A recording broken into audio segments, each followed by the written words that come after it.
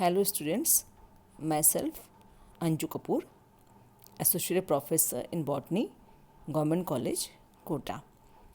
Dear students, पिछला जो हमारा लेक्चर था रिसोर्सेज के बारे में, उसमें हमने नेचुरल रिसोर्सेज क्या होते हैं और क्या उसकी उपयोगिता है, किस तरह से वो हम सभी के लिए यूज़फुल हैं और आने वाले समय में भी उसे हम किस तरह से बचा सकते हैं, क्या उसके यूजेस हैं और किस तरह से वो काम में लिए जा रहे हैं, इन सब के बारे में हमने पढ़ा था। उनका जो टाइप्स हैं, मेनली जो दो प्रकार होते हैं, renewable resources and non renewable resources, जिनको कि हम नेचुरल रिसोर्सेज में रखते हैं। इनके बारे में हमने जो एक जनरल जानकारी होती है, सामान्य जानकारी होती है, वो हमने इसमें ली थी, जो हमारा पिछला लेक्चर था। उसी सीरीज़ को आगे बढ़ाते हुए आज हम नॉन रिन्यूएबल रिसोर्सेज में जो मिनरल्स आते हैं, खनिज कहते हैं जिनको हम, मिनरल्स के बारे में आज हम पढ़ेंगे कि मिनरल्स किस तरह से हमारे लिए यूज़फुल हैं, कहाँ कहाँ पर उनका किस तरह से डिस्ट्रीब्यूशन है इंडिया में और इंडिया के बाहर भी, और कितने तरह के ये हैं जो हमारे लिए किस प्रकार से यूज़फुल हैं, और उसका जो एक्सप्लॉयटेशन हो रहा है, यूजेस जो उसके हैं वो, और साथ ही में उसका जो एक्सप्लॉयटेशन हो रहा है उसके बारे में आज हम पढ़ेंगे। Minerals they are inorganic substances. हम सभी जानते हैं कि जो मिनरल्स हैं वो इनऑर्गेनिक सब्सटेंसेस होते हैं। They are inorganic substances obtain और माइंड फ्रॉम अर्थ क्रस्ट, जो कि अर्थ क्रस्ट से हमें प्राप्त होते हैं। Minerals were deposited only once during the cooling of earth crust. Fresh deposits cannot occur except through volcanic eruptions, leaching and sedimentations. Average abundance of a mineral in the crust of earth is called Clark. यानी कि जो average abundance है mineral की earth crust में, उसे हम Clark के नाम से जानते हैं। It is 8% for aluminium, 5% for iron, 0.09% for manganese, 0.01% for chromium, 0.001% for lead, 0.005% for copper, 0.007% for zinc and nickel, 0.0002% for tin, and 0.000004% for gold. An ore body, ore body means ore, O-R-E, ore body is an area in the crust where the mineral occurs in such a concentration that it can be economically exploited. यहाँ हम इस तरह से भी उसे समझ सकते हैं कि जो एक प्रकार का कच्चा धातु होता है, मिनरल्स जो रो फॉर्म में कच्चा जो होता है, उसको भी हम और ORE के नाम से जानते हैं, और body. The body of rock where an ore is present is called host, उसे हम host कहते हैं। The amount of mineral found in an ore is called resource, यही resource के नाम से जाना जाता है। An ore body contain ore minerals combined with many other substances called waste or gangue minerals. The degree of mineral enrichment in an ore body for commercial exploitation over its clark in the crust is called concentration factor. The various steps involved in mineral utilization are, जो कई तरह की steps हैं जो कि mineral utilisation के लिए हैं, उनको हम कुल 6 टाइप्स में डिवाइड कर सकते हैं. नंबर 1, एक्सट्रैक्शन ऑफ रॉ और, प्रोसेसिंग ऑफ रॉ और मीन्स ORE, जिसको कि हमने पहले भी डिस्कस किया है. Number 3, purification of minerals. Number 4, conservation of mineral into bulk state. The 5th one is manufacture of utility goods, and the last 6th number is return to environment as refuse or waste. तो हम जिस तरह भी minerals को utilise करें उसको इस तरह से करें कि ये जो अभी हमने 6 स्टेप्स को डिस्कस किया है, पढ़ा है, इन सब से गुज़र कर, इन सब से निकल कर हमारा मिनरल यूटिलाइजेशन होना चाहिए, जिससे कि वापस से जो मिनरल्स हैं वो एनवायरनमेंट पे चले जाएं, वापस एनवायरनमेंट में आ जाएं, ताकि एक जो साइकिल है वो बनी रहे. इसके जो साइकिल्स हैं उनको हमने पहले भी पढ़ा है इनके बारे में.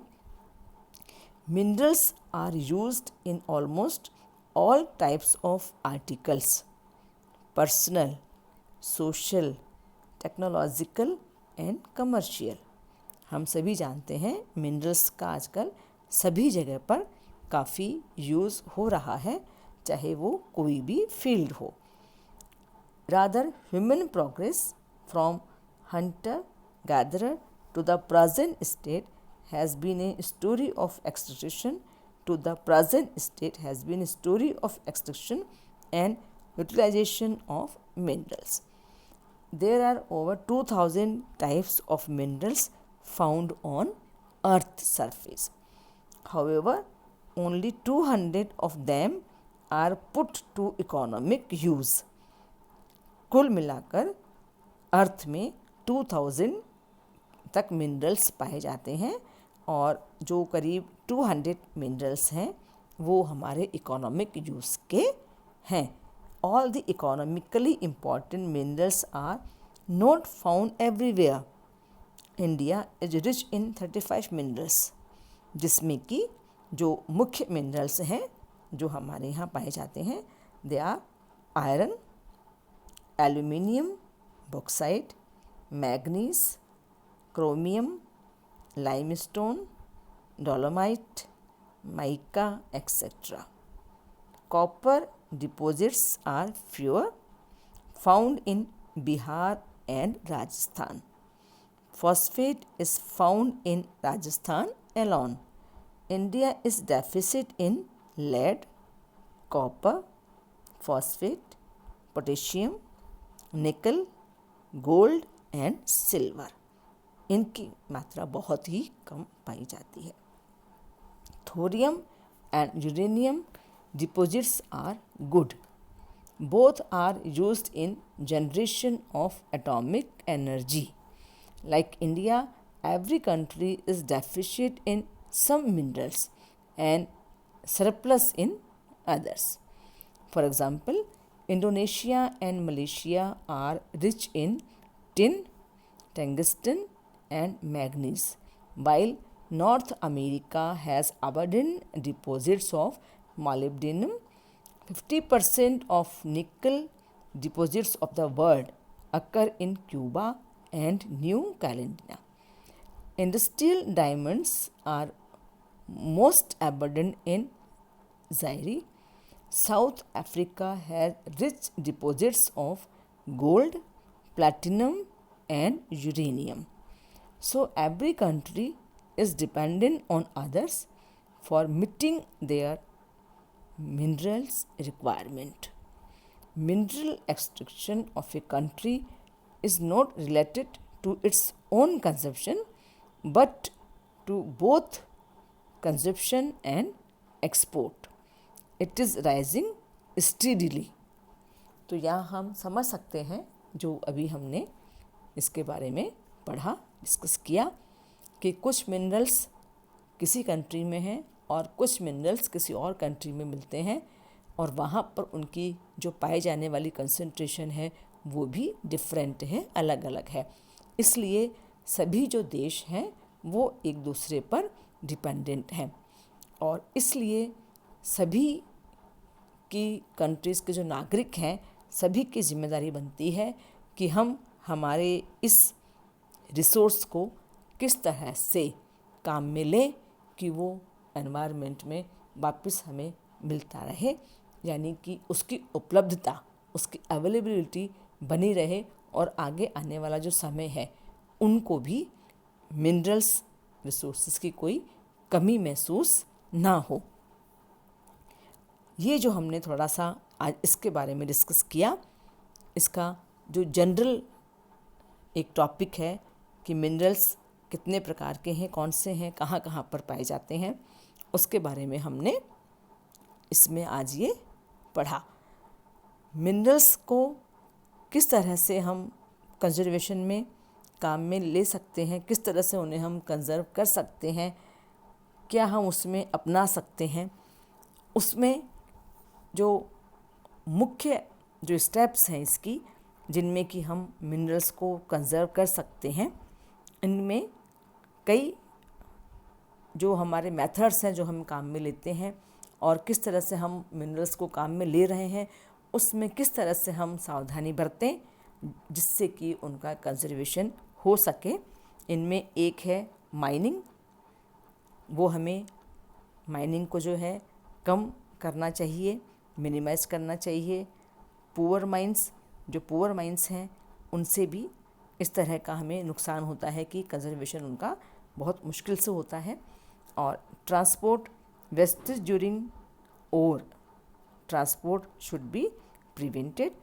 इसी तरह से प्योरीफिकेशन के समय, purification it involves a lot of wastage, बहुत ज़्यादा उसमें वेस्ट होता है प्योरीफिकेशन के समय। Continuous prospecting, it should be carried out in unexplored areas and even already mapped area with improved techniques. Then influence, ores of all minerals contain smaller quantity of other minerals. They should not be allowed to go waste but reclaimed. इस तरह से हम उनको reclaim करके भी कर सकते हैं। मिनरल नोड्यूल्स हैं, इसी तरह से रिसाइकलिंग है। Recycling is recirculating a material, materials को रिसर्कुलेट करना। It can operate at several levels, जिसमें कि वेस्ट रो मटीरियल्स हैं, slag, tailing, scrap and waste articles हैं। इसी तरह से एलॉयज़ हैं, they reduce the demand for pure mineral. Then reusable articles, synthesis of resourceable articles shall reduce the demand for newer articles. For example, returnable bottles are reused 12 to 25 times before being lost or broken. And then smaller articles हैं, इस तरह से substitution है, it is replacement of a mineral with another in same of the uses.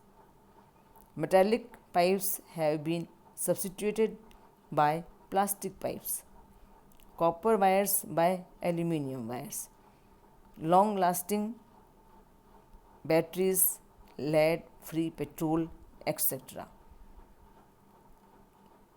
ये सब कुछ substitutes हैं जिनको कि हम यूज़ करके मिनरल्स के कंजर्वेशन में हम सब हेल्प कर सकते हैं। तो आज जो हमारा टॉपिक था जिसमें हमने मिनरल्स के बारे में जाना और किस तरह से हम इस रिसोर्स को एक तरह से कंजर्व कर सकते हैं, जो हम अपनी योगदान दे सकते हैं, उसके बारे में हमने आज पढ़ा। Thank you.